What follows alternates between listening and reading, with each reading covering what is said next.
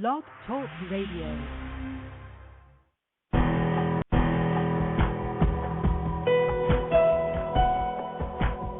Welcome to our program on Kardec Radio. And now, here's our host, Dr. Vanessa Anceloni.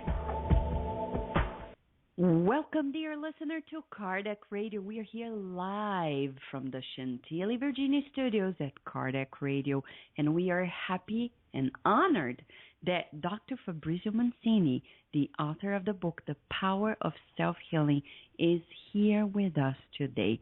What a true honor. We're going to learn so much.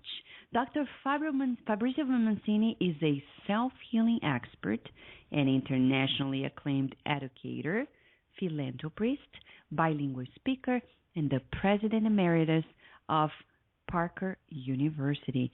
He's the author of the best-selling book, The Power of Self-Healing, 21 Days to Unlock Your Natural Healing Potential, as well as 4 Steps to Living a Fabulous Life, and co-author of Chicken Soup for the Chiropractic Soul and The Well-Adjusted Soul.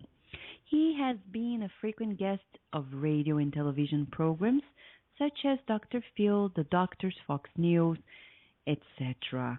And he has his weekly radio show, Self-Healing with Dr. Fab, on hayhouseradio.com. Dr. Mancini has given testimony to the White House Commission for Complementary and Alternative Medicine and served on the Texas Governor's Advisory Council on Physical Fitness. His commitment to keeping the Hispanic community informed of healthy habits has led to numerous appearances on CNN Español, Univision, Telemundo, and Mundo Fox.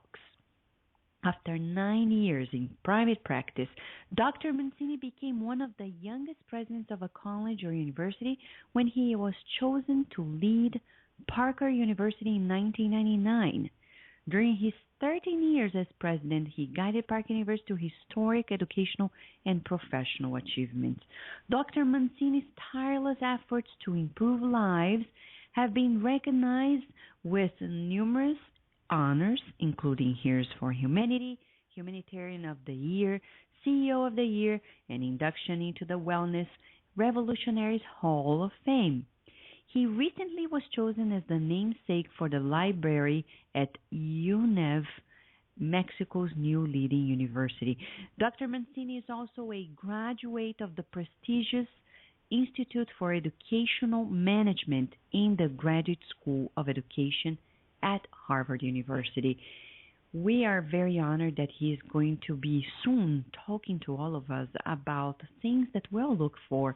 We will all look for healing, especially self-healing. How can we achieve it? Is it possible? How so? But before we go into the topic, we would like to share with you some news. This coming April the 26th, the United States Spiritist Council is organizing and conducting the 8th U.S. Spiritist Symposium in Chicago, Illinois. It's a whole-day event, and you have to register at www.spiritidsymposium.org. I also would like to give you some feedback about the event we organized last week at the National Museum of Women in the Art. Mr. Divaldo Franco and Dr. Stephen Post were there in a beautiful event. It was the 4th PCNU movement. It was about the science and spirituality of doing good. We learned so much, and the beauty of it is not only that we learned and hundreds of people gathered together for the event, but they also donated non-perishable food and clothing, which were donated to a DC shelter. We are soon going to release the information at the PCNU.net website with the pictures of the donations, so you know where your loving kindness was heading to. Thank you so much for everyone who participated. And of course, if you were wondering about the talks, soon Daniel Santos from Spiritist Network is going to release the videos of the talk, so you can watch it on demand wherever you are in the more 61 countries that listen to Kardec Radio. And don't forget, as we are celebrating 150 years of the Gospel according to Spiritism, we have our Gospel faves. If you have your Gospel favorites, just send it to us at Kardec Radio, and we'll be happy to listen and share with other listeners as well. By the way, talking about sharing, we have here a beautiful feedback that we got from Lisa Cheek.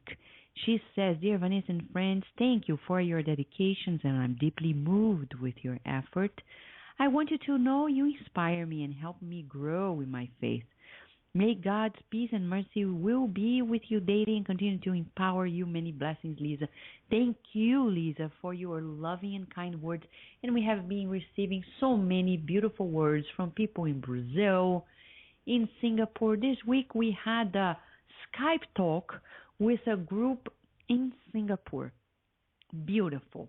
A wonderful group coordinated by Vanusa Johns, Alex, Fernanda, and many other friends. And big hug to our friends in Singapore because they are doing a wonderful job. They're bringing the light, to the world.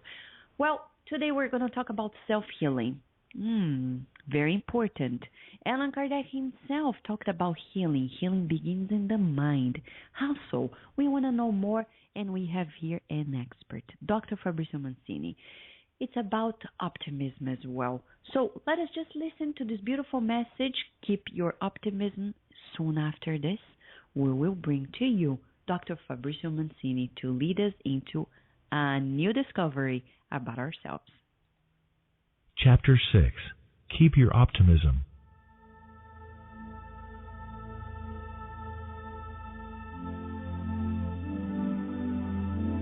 The dispirited companion who walks by your side may be facing a crucial ordeal.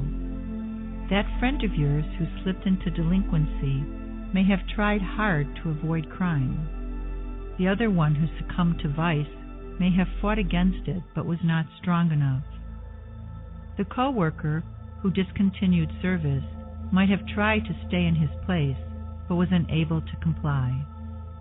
The friend who suddenly became your enemy may not have been able to overcome his pernicious tendencies. People acting negatively need understanding rather than criticism. Some might have wished to act differently but could not help themselves. A few others may be secretly trying to fight their negative drives. Many may have already acted as anonymous heroes but are now in disgrace. All of them need a new opportunity to prove themselves, that they can change their behavior. They may never ask for help. Still, they should be given a new chance. Consider the positive side of people's actions and forget their weaknesses. Do not reject them. It is easy to fraternize with nice and diligent people always willing to cooperate and serve. It is agreeable to enjoy the company of worthy persons. But they also have problems of which you probably know nothing about. The earth is both a school and a hospital for unhealthy souls. Nobody living on earth now is an exception from this rule. It is useless to seek the company of angels, since they are not incarnate on earth now. All people on this planet bear the same characteristics as yourself. They suffer, have their own limitations, and they want to live in peace, and they dream with happiness. Try not to comment on the deficiency of others. If you cannot help them, keep silent and excuse them when they hurt you. Do not be disheartened by their behavior. If you know what you are looking for and are willing to serve, go on acting as you know best and be gentle to all who come your way. Do not harbor grief or disappointment within your heart. Be an optimist. Help those who have gone astray back to the right road. Abandoned and betrayed, Jesus was never disheartened. Never did he display resentment. He was the great winner of all the battles that life reserved for him.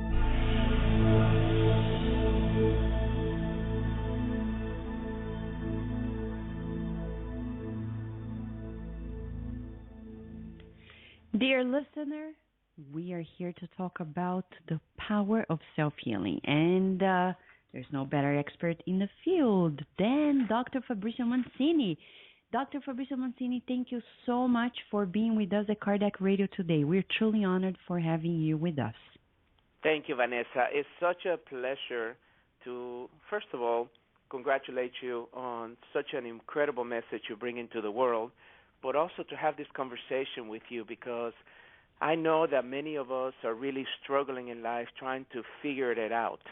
And as I spend the last 25 years of my life researching how the body heals from inside out and how it heals not only physically but emotionally and spiritually, hopefully we're going to have a really great conversation and help anyone out there that may have some concerns at this time.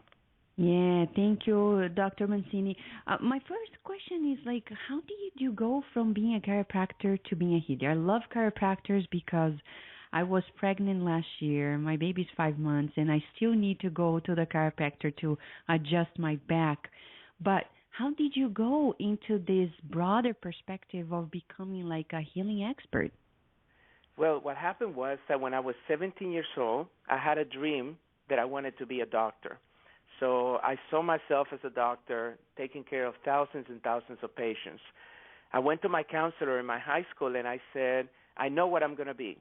So then I got accepted at the University of Dallas for pre-med, which was one of the most esteemed pre-medical programs in the country at the time. And during that time, as I was finishing, and I had already pretty much decided I was going to be a neurosurgeon. I have fallen in love with the nervous system. I wanted to really impact the person in the biggest way that I could.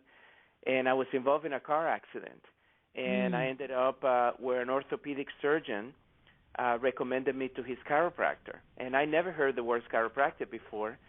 So once I went to the chiropractor that afternoon, it changed my life. It introduced me to the natural, holistic components of healing and also the science behind it, because that's one of the biggest misconceptions, that there is a lot of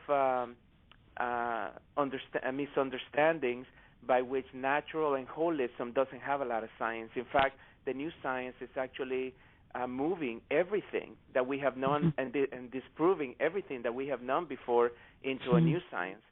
So then I go to the chiropractor, I get well, I start interviewing chiropractors to see what do they do, and is this something I should consider as a career change.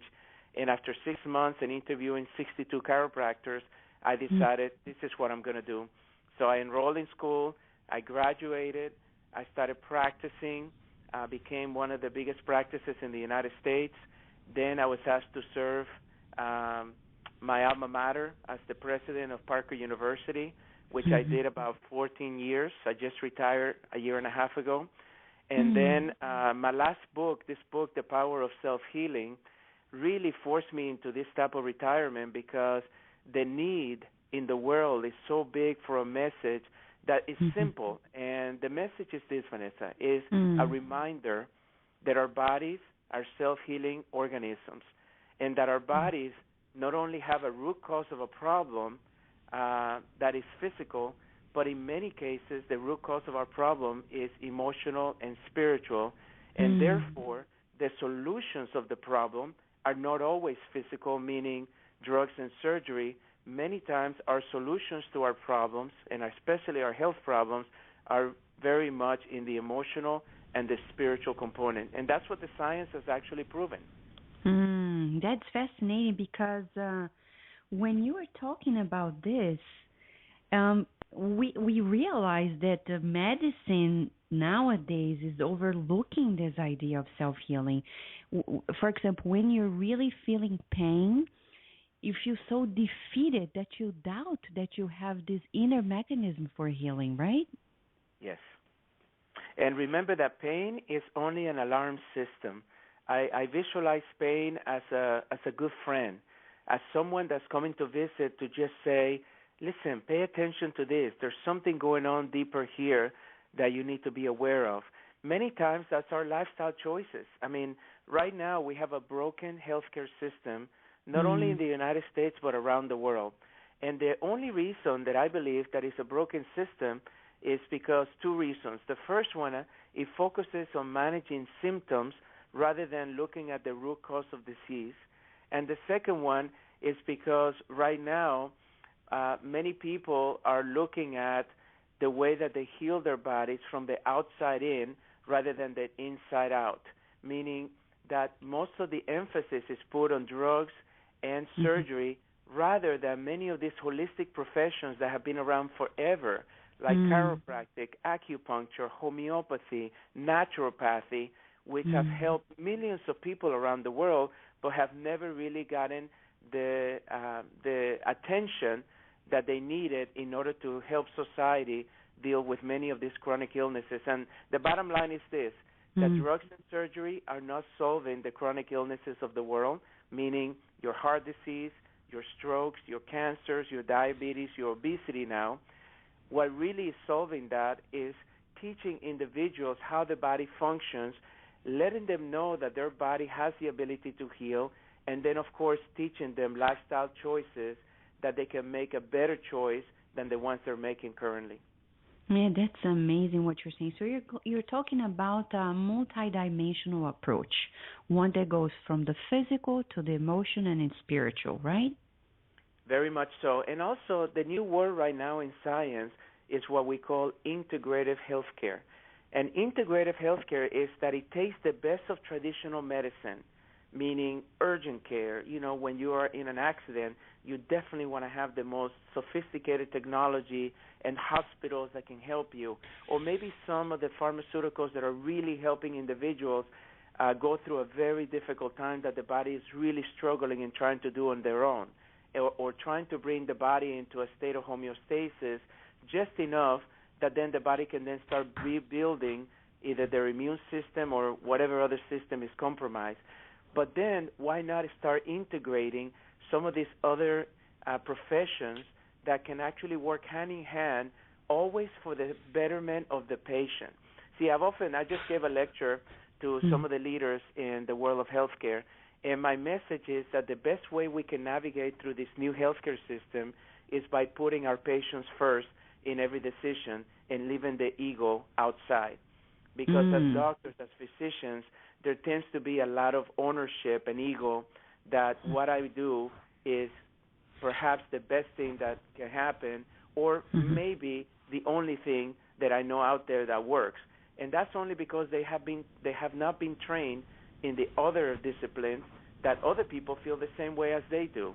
So collaboration rather than competition, I believe, is going to be the answer towards a healthier society. Wow, that's amazing. So you mean, practically speaking, for people to be away from this egocentric type of approach, you would say that we should look at each other as collaborators, as a network facilitating healing for patients? Well, especially as providers. Now, the one thing also that we need to do as providers and healthcare providers is the fact that we need to empower the patients to recognize that the only healing that takes place within that body and by that individual. You know, all of us, I see myself as a healthcare provider that is really merely a facilitator of healing. One of the things that I've learned early on in my career, and when we welcome students at Parker University, we tell them that we're going to teach them how to be great doctors. But most importantly, we're going to teach them how to be healers. And how I define the difference between the two is that a doctor is mostly making judgments based on education, meaning that you go through years and years of schooling and training in order to make an educated guess in your decisions. A healer is more intuitive in nature. They have perhaps some of that education, but more importantly, they get within a different realm of judgment in which they get in tune with what's going on not only within their own bodies, but within the bodies of those patients in front of them, so they can hopefully intuitively come up with an awareness that's greater than the education that they receive. Because sometimes education is limited, and sometimes once we get to a point in which somebody says, well, you know, the data shows that maybe there's nothing else out there that can help this person, so I'm going to say to this person, you only have 2 months to live. Well, what about somebody that is trained or skilled in a higher level that can empower that individual to say, well, by changing your thinking and your approach towards this condition, by perhaps beginning to change your behaviors every single day, by integrating things like a guided meditation in which now we're going to take you into a way that you can reprogram your subconscious mind, that you can relive those thoughts and experiences that have been very traumatic in your life. All of those things are very powerful nowadays, and now that person that had a 2-month life sentence now is telling you that it's been 7 years that they've been in remission and they're still here. What makes the difference between the two is that one is more intuitive in nature and lives in the world of possibilities rather than the other one that is more educated in nature and lives in the world of probabilities. And I got to tell you honestly, Vanessa, I live in the world of possibilities because I see miracles every single day. That's interesting. So it's amazing because when you see a patient, Dr. Mancini, you're not seeing only, for example, a patient who comes with lower back pain. You would say the way to approach this is not only focusing on the area that is being alarmed, but you say there is much more to this person in the body than just that pain. So let me give you a perfect example so it will illustrate it for you. So let's say that I have a patient that came in about 3 months ago. This lady has been suffering with fibromyalgia severely and some other conditions for 10 years. Extreme pain, taking 10 pills a day, coming in. She read my book. She came into my office, and all of a sudden I asked her one simple question. And this is something that I use in order to prove my point. I asked this individual. She came in with her son that was very concerned about her. And this individual came into my office, and I asked her, I said, you know, you've been to many, many doctors, all kinds of specialists, and we haven't found the root cause of this problem. So I want you to take a minute. I want you to close your eyes, and I want you to think of yourself as the most educated doctor in the world. You can have whatever degrees you want next to your name. You can be a medical doctor. You can be a specialist in the human body. You can be a naturopath. You can be a chiropractor. You can be an acupuncturist. You can be an energy healer. All the degrees that you want. Now, you have gone through years and years of training. Now, if I was to ask you now, what do you think is the root of your problem? Not what other people have told you, but what do you think?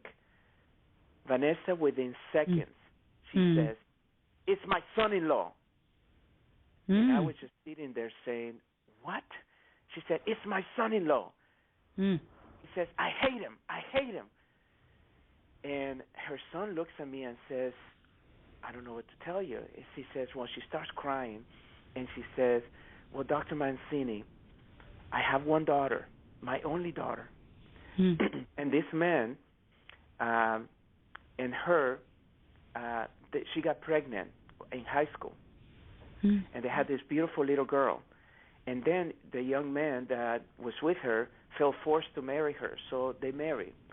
And then because of the anxieties of the marriage and being so young, he became an alcoholic. And then he was drinking every day and having, fights all the time. Well, the daughter left and moved into a different city, so she didn't get to see the daughter anymore. Then fast forward the clock, years later, then she's living in this relationship that now the only time she can see the granddaughter is to deal with this man that she doesn't like. So then all these years she's got all these things building up. Now her husband passes away, and she has nowhere to live. Her son doesn't have enough resources to put her in. So the son-in-law, the one she hates, says, well, why don't you come live with us? So now she's living in a house with the man she hates that blames all of her misery of her daughter and her and the daughter being born, with not the proper environment that she had hoped for. But she's living in this house now for a couple of years, and she's angry and she's upset. So then I said to her, okay, why don't we do an exercise? And so I just evaluated her, I examined her. I gave her an adjustment, and I sent her home with this exercise in mind. I said, I want you to come home, and I want you to look at your son-in-law as the best son-in-law in the world. I want you to look at him as the individual that not only is providing you a home, but I gave you this incredible granddaughter that you get to enjoy now every day. I want you to look at this man as a provider, because now you're homeless, and he's providing you food every single day and shelter and anything that you need. I want you to look at him as like you won the lottery. I want you to say to yourself, I'm so lucky and blessed to have attracted this son-in-law. And I want you to start recognizing the one lesson that we learn in life and what the new science today is teaching us is that how we view our illnesses, how we view our challenges has everything to do with the outcome. That when we change the perception of how we view things in the world, then all of a sudden the world will give us something different as an outcome. And guess what happened, Vanessa? Within 24 hours, all of her symptoms went away for the first time in 10 years.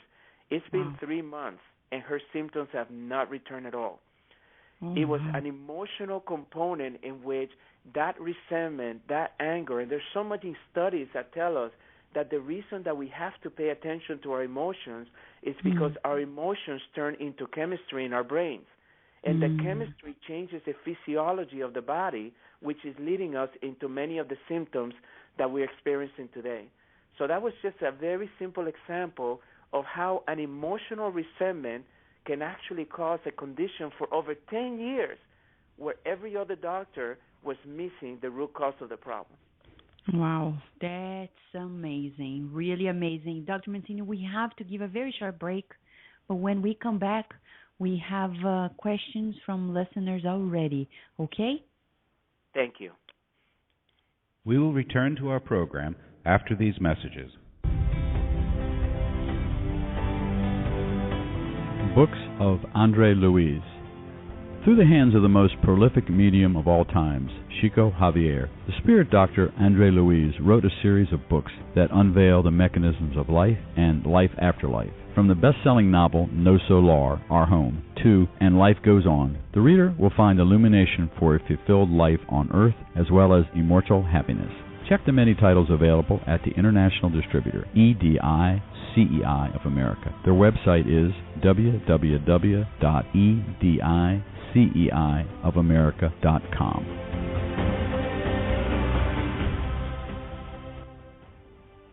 Spread the word. Kardec Radio, to learn more about Spiritism. Spiritist Network, your gateway to on-demand Spiritist videos. www.spiritistnetwork.com.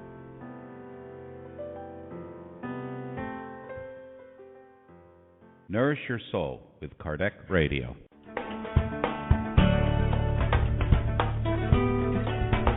Traveling to another country? Immigrating elsewhere?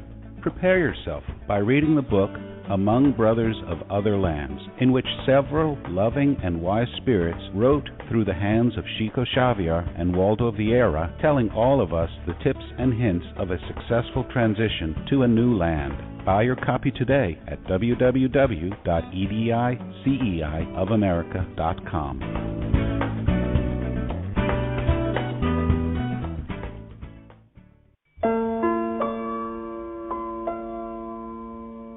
Do you want Spiritist books for your children?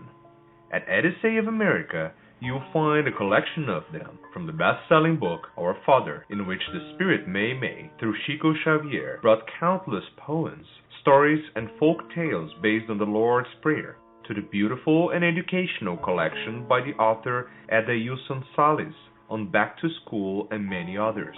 Buy your copy today at www.ediceiofamerica.com.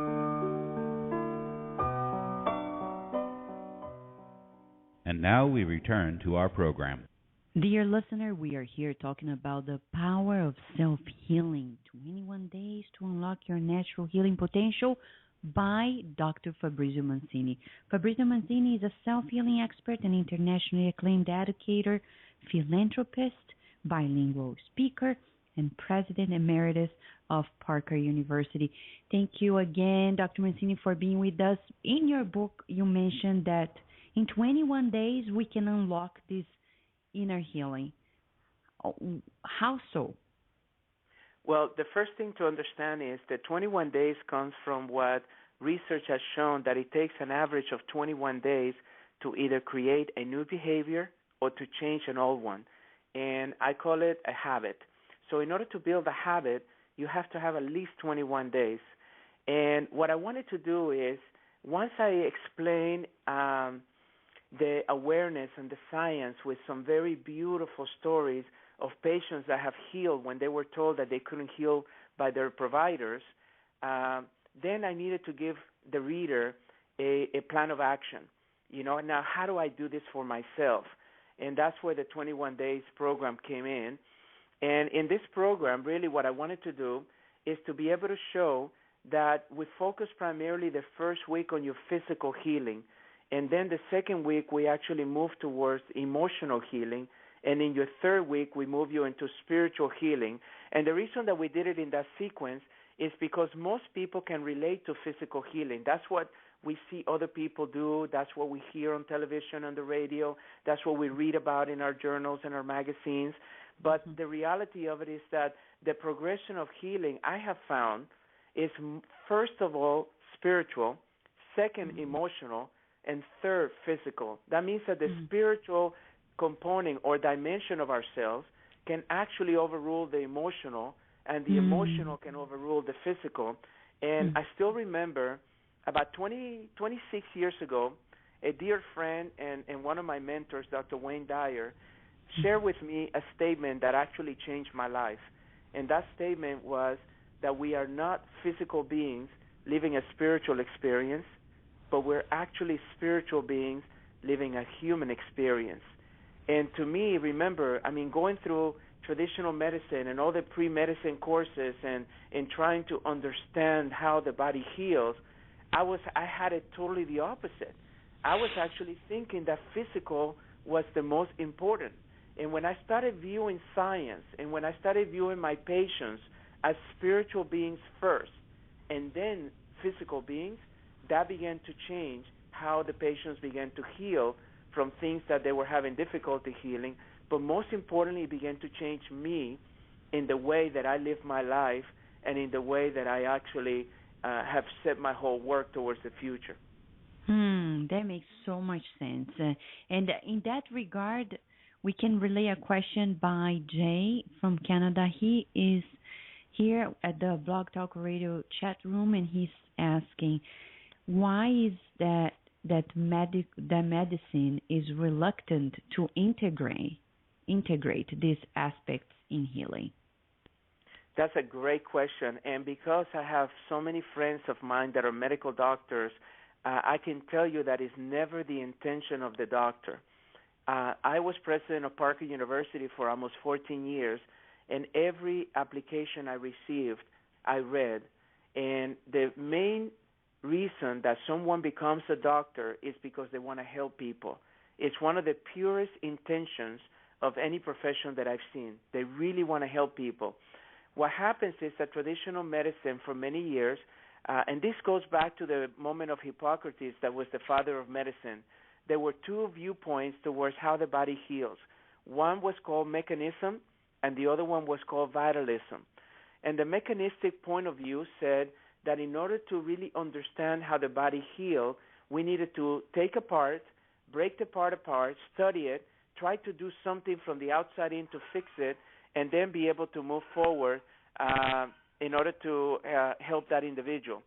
But then vitalism, which is what Hippocrates himself believed the most in, said almost the opposite. He said that in order to understand how the body heals, you have to look at the whole, not the part. And you have to understand that that whole had different dimensions, and that whole was related to an intelligence that was bigger than the whole, meaning universal intelligence, and that when you impact the whole, the part will heal itself. So that debate has been going on since 500 before Christ. And it's been going on by scientists disputing it on and on and on. Well, traditional medicine decided to go the mechanistic way. So for them, when you look at science, everything has to be primarily a double-blind study. Well, a double-blind study means that you're going to have 10 patients. You're going to do the same treatment to all those 10 patients, and then you're going to determine whether that treatment worked or not, depending on how many patients it helped. Well, the reality of it is my diabetes is not the same as your diabetes. Our diabetes are very different. We call it diabetes because we have similar symptoms, but in reality, the illnesses should never be treated as the same for everyone else. My arthritis should never be treated as somebody else's arthritis. I need to really look at that person and understand their physical, emotional, and spiritual component. I need to understand is there any root causes towards the expression of those symptoms, and then most importantly, I need to understand whether that person believes that the body has the ability to heal it itself.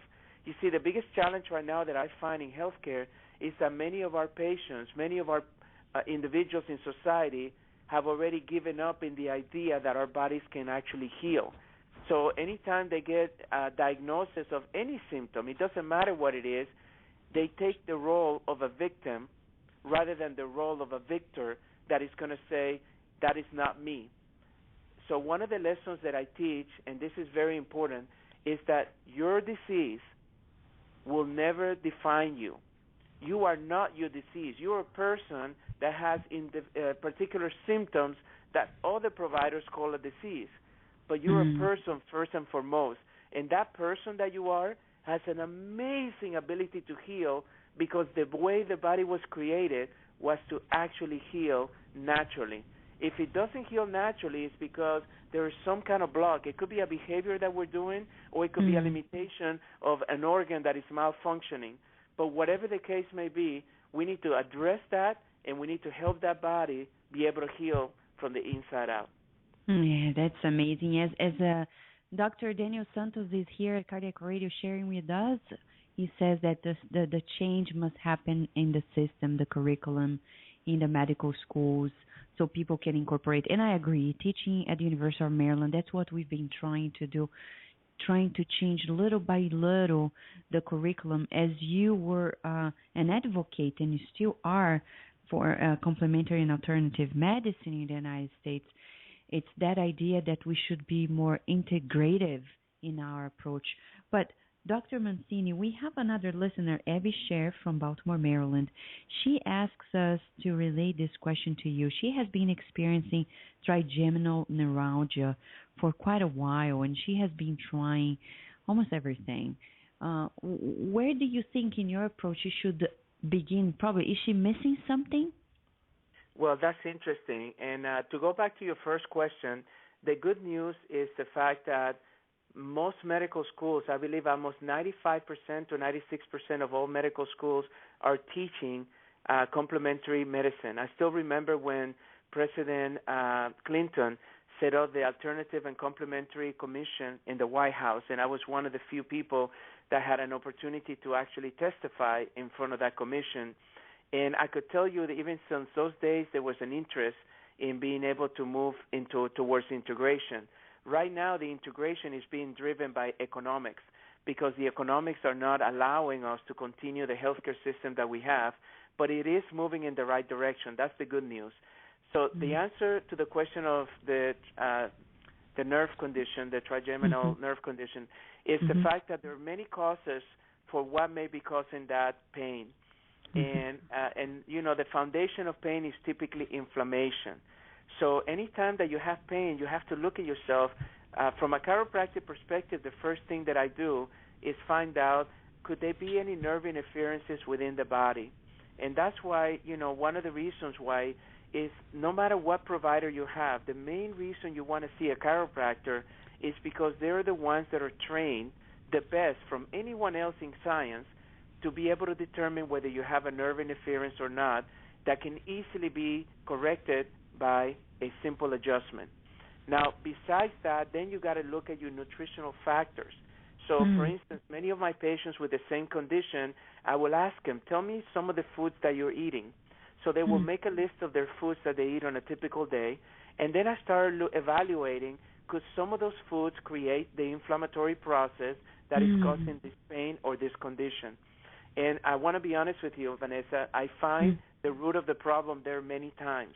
We're eating inflammatory foods, too much sugars, too much high refined carbohydrates, too much white flour, too much desserts.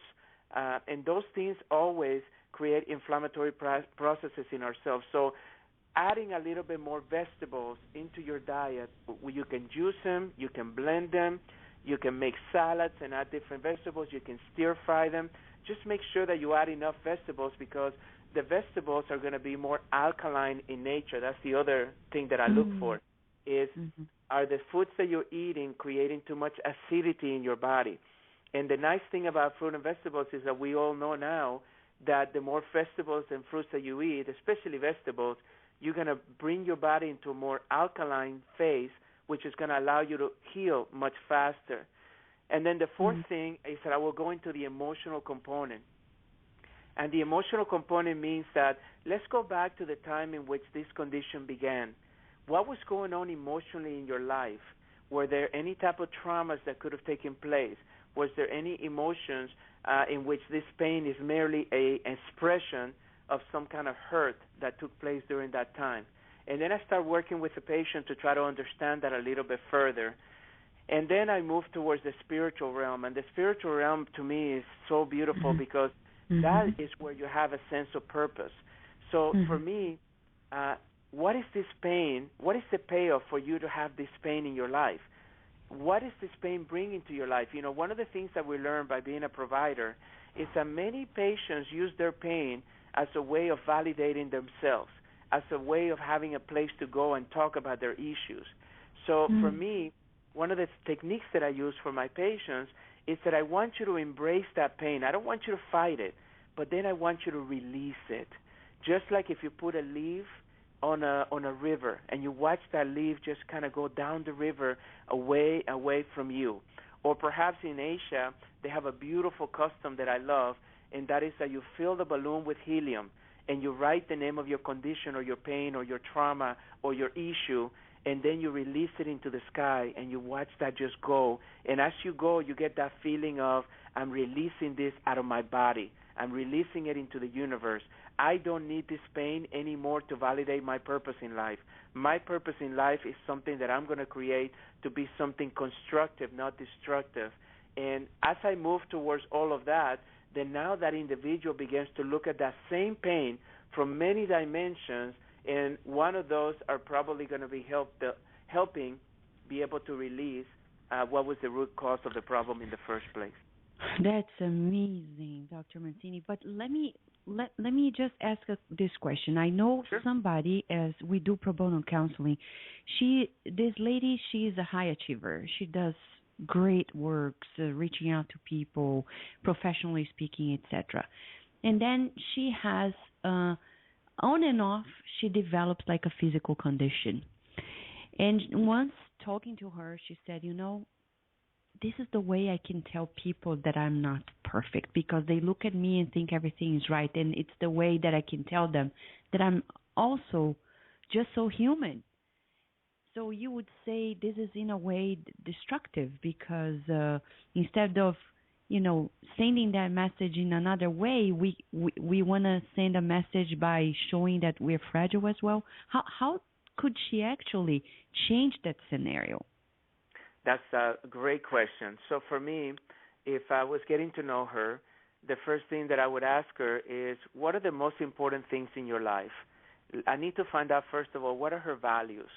The second thing that I would do is that I would say, if you were celebrating your 100-year birthday and you were attending your own party and you were having people say things about you, let's say that you had your daughter or your son, your husband or wife, your father or mother if they're still living, your great-grandchildren or your grandchildren, the mayor of your town, the governor of your state, the president of your nation or the prime minister. Whatever the case may be, I want you to start writing down how you want to be remembered. And what happens is that Stephen Covey in the 7 Habits of Highly Effective People taught us a very good lesson. He said that if you begin with the end in mind, you have a much greater chance of achieving it. So that means that for her, she needs to understand that her value doesn't come from her accomplishments. Her value comes from herself, being authentic, being kind, being loving, being able to be herself at all times and not just when she's working. I'm out there in the world quite a bit, so I'm always being asked by reporters different questions, etc. And I can understand that many people that have been in the public light or have been compared to other people, because that's the problem. We compare too much in society. We feel pressure that we need to behave a certain way or we need to act a certain way. And when do I decompress? Well, sometimes, unfortunately, people are led to drugs and alcohol because that's a coping mechanism. Other people are led to sex. That's a coping mechanism. Other people are led to gambling. That's a coping mechanism. Other people are led to overeating. That's a coping mechanism. But exactly what she's saying is exactly what is happening in herself. She's feeling. So what I would encourage her to do is that instead of sabotaging herself, find a constructive behavior that can be a let out rather than a behavior that is causing her the discomfort and the pain, because now she feels that that's the way for her to be human. There's other ways to be human.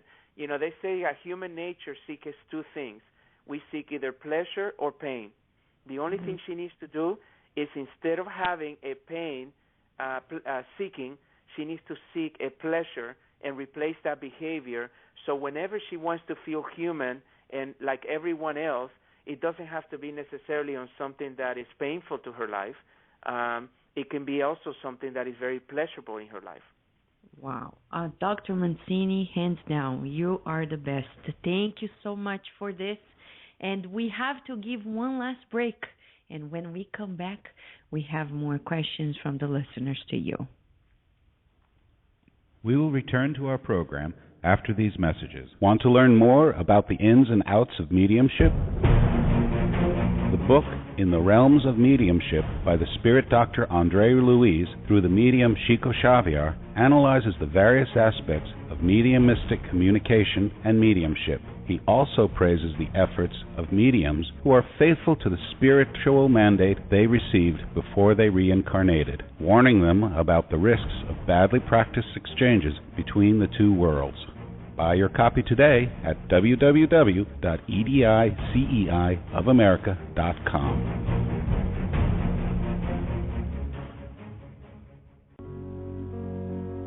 The Spiritist Magazine is a trimestral digital periodical that publishes the latest news on the Spiritist thought and the movement in the USA and worldwide at www.spiritistmagazine.com. Spread the word. Kardec Radio, to learn more about Spiritism. Study Spiritism online at eSpiritism. eSpiritism is an online tool to promote the study and practice of Spiritism while contributing to the preparation of Spiritist practitioners. For full access to courses, go to www.e-spiritism.org.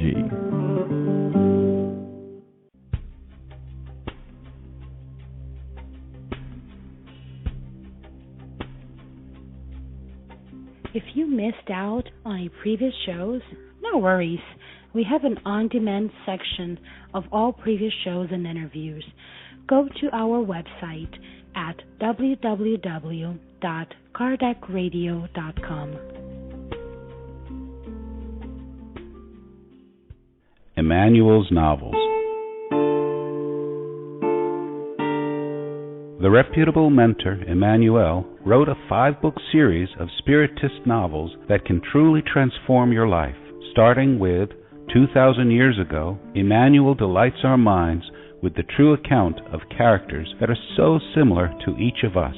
Discover yourself in Emmanuel's novels and live better. Buy your copy today at www.ediceiofamerica.com.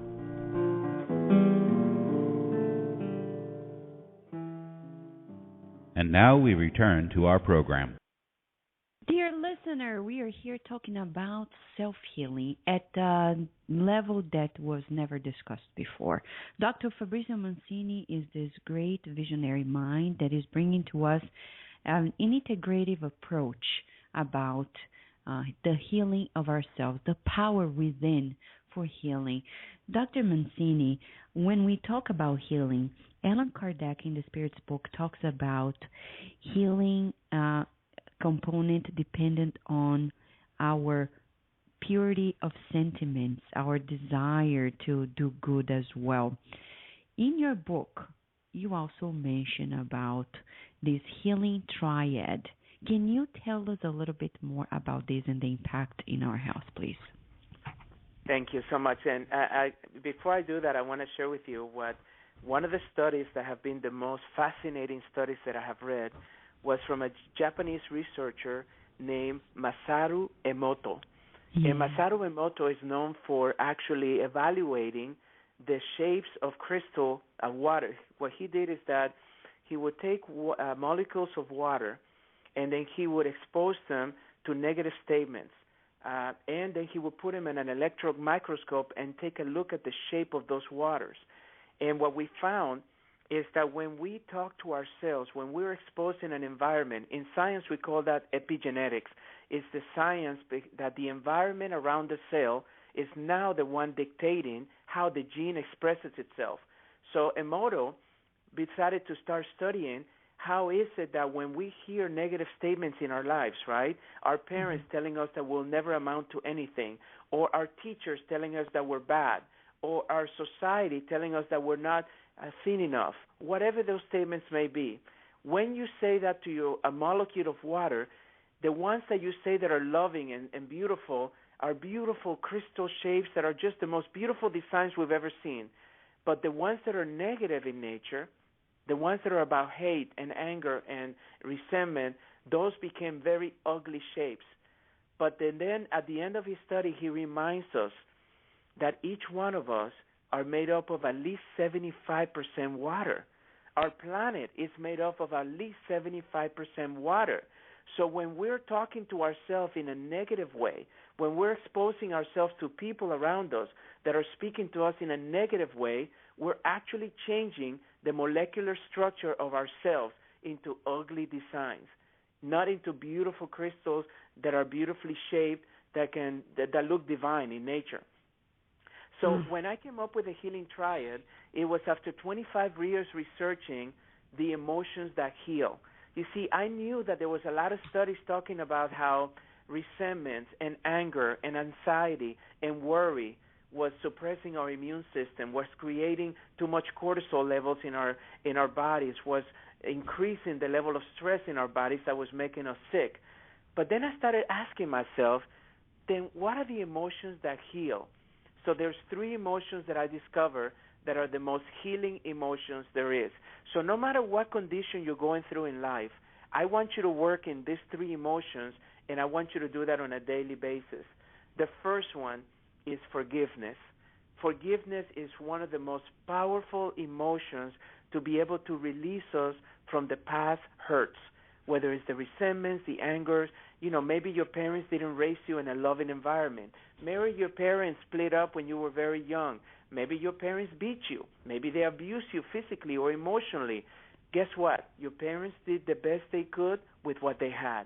And you have to release that. You have to be able to let it go. Or maybe you started a new job and you had a boss that was very demeaning in nature. Or maybe you went to your teacher and said, I'm going to be an astronaut. And they said, you'll never do that. No one has ever been an astronaut in our school. Whatever the case may be, I want you to forgive the past so you can then move on into the present. Because all healing happens in the present. It doesn't happen in the past. The second one is gratitude. You see, if we wake up every single day with a sense of gratitude, what it does for us is that it makes us appreciate where we are today and not where we want to be tomorrow. You see, if you're going through a health issue right now, or even an economical issue, or even a challenge in another way, a relationship issue, you're always thinking about, when I find the right man, I'm going to be happy. Or when I find, when she stops doing this, I'm going to be happy. or when I get this promotion, I'm going to be happy. And we base a lot of our happiness and joy into the future. Gratefulness is one of the things that makes us appreciate where we are today. You know, I may not have a fancy car. I know I may want that 2014 car that just came out, but I have a little clunker that still gets me from point A to point B. And if you don't appreciate your car right now, just stop by a bus stop and ask a patient or anyone that is there if they will take your car and how would they feel about your car. Because until you lose your car, you don't appreciate the one that you have. So don't make it about how nice it is. Give it a gratefulness at the fact that it's taking you from point A to point B without having to take the bus or without having to walk. The same with your relationships. Look, we spend all this time, right, courting our loved ones. We get dressed up nice. We buy nice dresses. We do our hair. We make sure our nails are perfectly groomed. Guys, you know, we cut our hair. We make sure that we have clean shirts. We even iron our shirts. Most guys don't like to even iron their shirts. But we want to impress our loved ones. And guess what? Then we get them, and then we marry them. And then we spend the rest of our lives trying to change them to be like us. We want them to be like us. And then that destroys the nurture of the relationship in which you were loving me for who I was and not for who you wanted me to be. And so all of these things is to get you away from the future and into the present and appreciating everything you have right now. You know, you may be going through an illness, but you still got a body that can heal. You still have life within you. You still have hope within you. So don't give up. This is your gratitude that is in being able to be exercised. And the last one is the most important one. I have found, and the research has shown, that the emotion that heals the most, in fact, in the 80s, there was a book called Healers on Healing.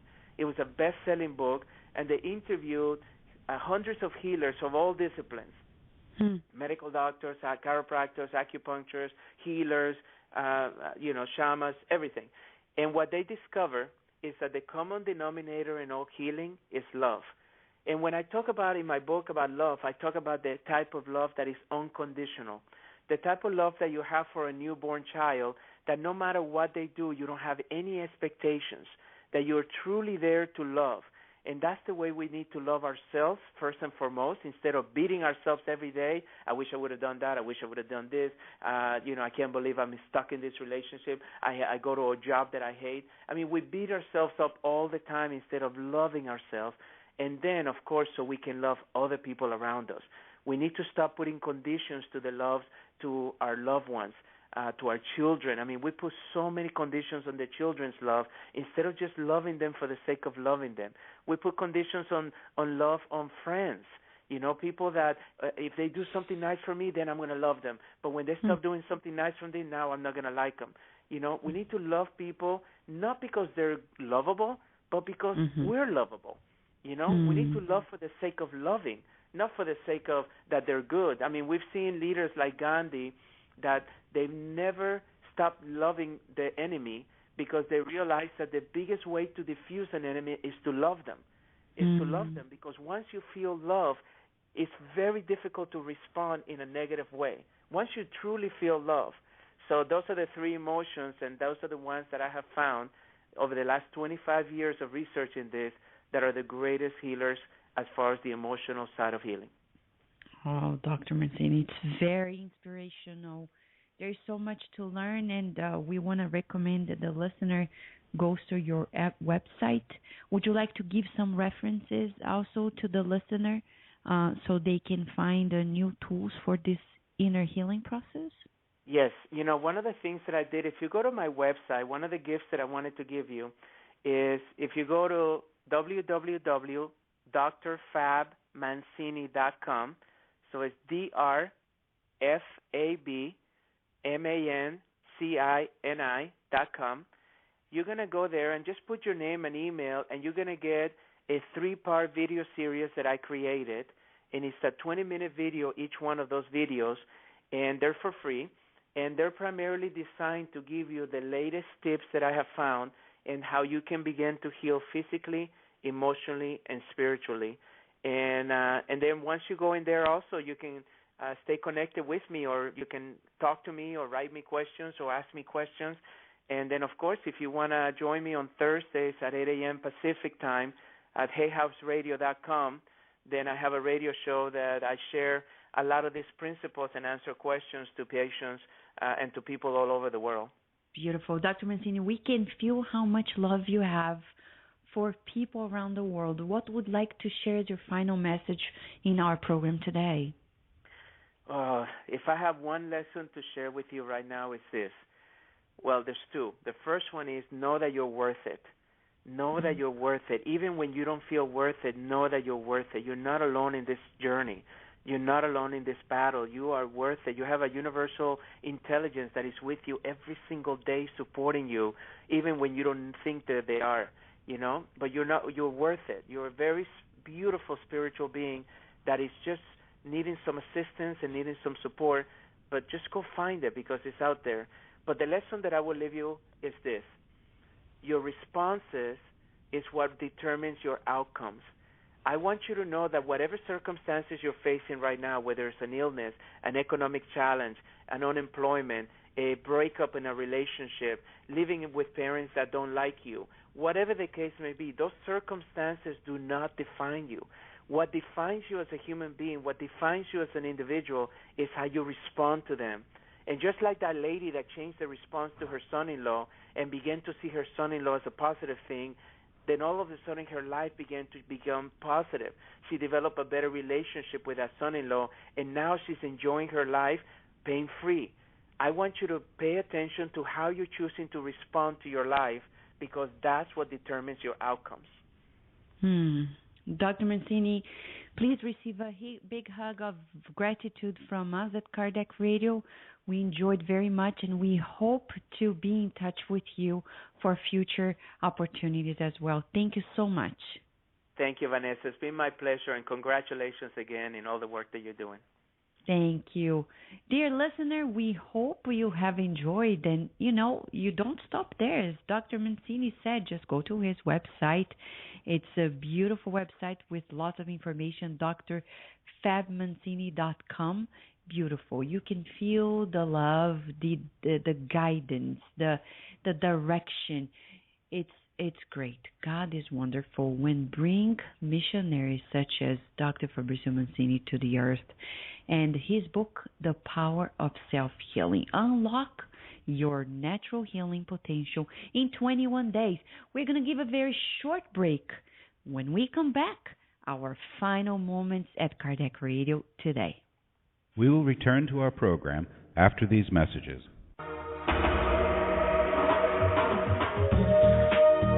Getting to the Light, Spiritist Therapy for Discarnate Spirits is a small book that offers guidance to Spiritist practitioners and Spiritist counselors. Purchase your copy at www.ssbaltimore.org.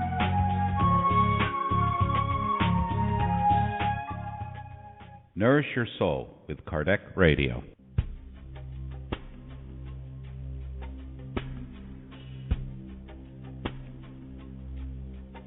If you missed out on any previous shows, no worries. We have an on-demand section of all previous shows and interviews. Go to our website at www.kardecradio.com. Spread the word. Kardec Radio, to learn more about Spiritism. Help prevent suicide by reading and sharing these books with others. 2 great books are available to help in this Kardec Radio campaign to prevent suicide. Suicide, All You Need to Know, by the international Spiritist speaker Richard Simonetti. You can buy your copy at www.roundtablepublishing-uk.com. Also, Memoirs of a Suicide by the medium Yvonne Pereda. Buy your copy today at www.ediceiofamerica.com.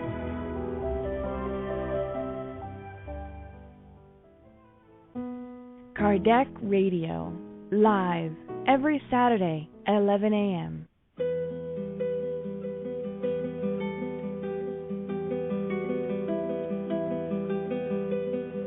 Kardec Radio now offers more programs during the week and weekends. Every Wednesday at 5 p.m. Eastern Standard Time, You can follow the beautiful program God at Home with Francisca Kranz and the British Spiritist community. They will brighten your days by doing a God at Home meeting wherever you are in the world, while teaching you how to do the same in your own home with your family and friends.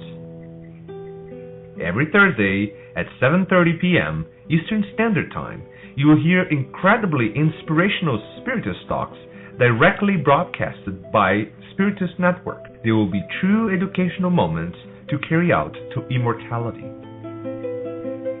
Every Saturday, live interviews, Bridging Health and Spiritism with the host Dr. Vanessa Anceloni. You may ask questions to the interviewed guests by calling 858-769-4705. And every Sunday, tune in to Spiritist Awareness at Kardec Radio. You will hear a series of segments on a diversity of Spiritist topics. Kardec will broadcast the Spiritist Moment with Kirsten DeMello, the reading of the Spiritist book by John DeRosa and Steve Shepard, Spiritism in Your Life with Drs. Marco and Joyce Magalhães, Spiritism and the Gospel with Luis Sergio Marotta, Spiritist Education for Youth and Children with Bernadette Leal, Spiritist Music with James Marotta, Neuroscience and Spiritism with Dr. Vanessa Anceloni, and many more segments coming soon. Enjoy it all and nourish your soul with Kardec Radio.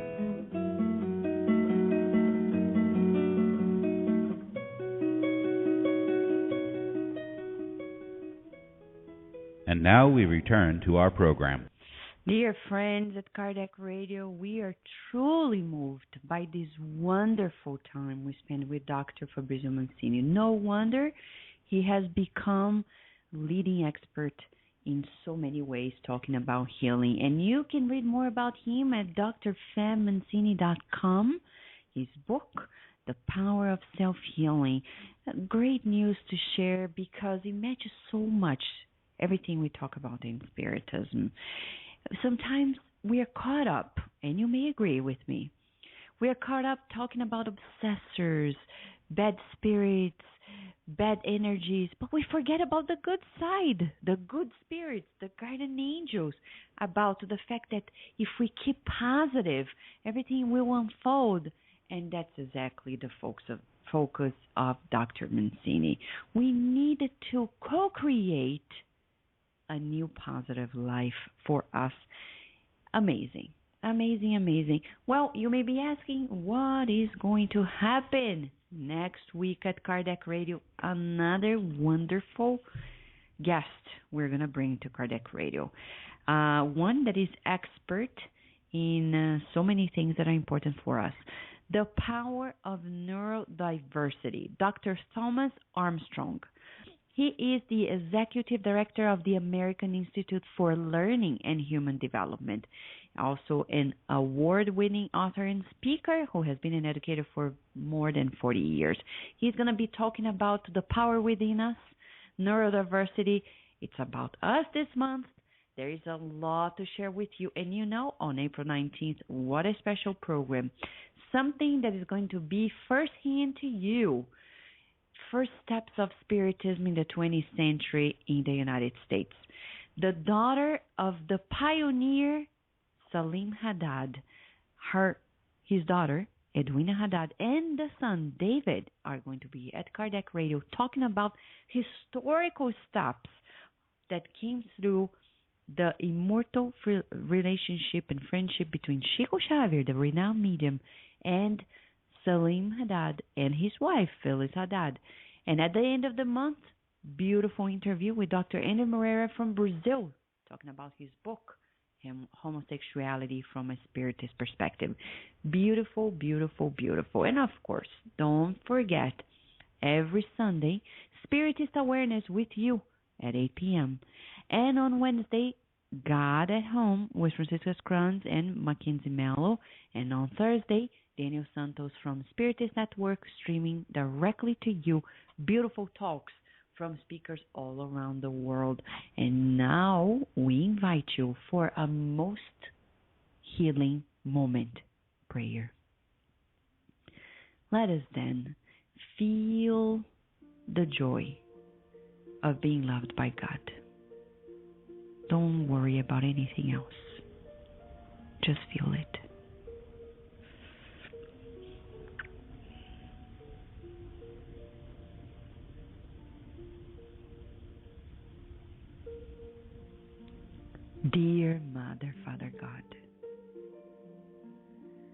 We rejoice by being loved by you, cared for by you. Your providence is unlimited. Why do we limit ourselves, sabotaging ourselves, creating negative conditions? Because we don't know that you are always providing abundant love and health. Don't let us deter the flow of your love. Don't let us block it. Thank you for sending people like Dr. Mancini to remind us about our inner nature, the divine nature. May we learn to better co-create health, happiness, and build a better world within and around us. May we also ask you, bless those who are suffering at this moment, so they are reminded that you have created all of us for happiness, for fulfillment, for love. May we continue on this journey of growth with you always. And so be it. Dear listener, we will be with you in a week, and we send you lots of blessings. Thank you for being with us at Kardec Radio today, and we hope you enjoy the programs of this week.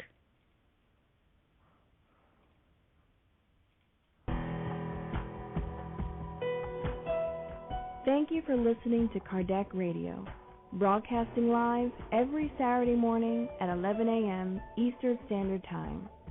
Email us and share your comments at www.kardecradio.com. Until next time, we wish you many blessings.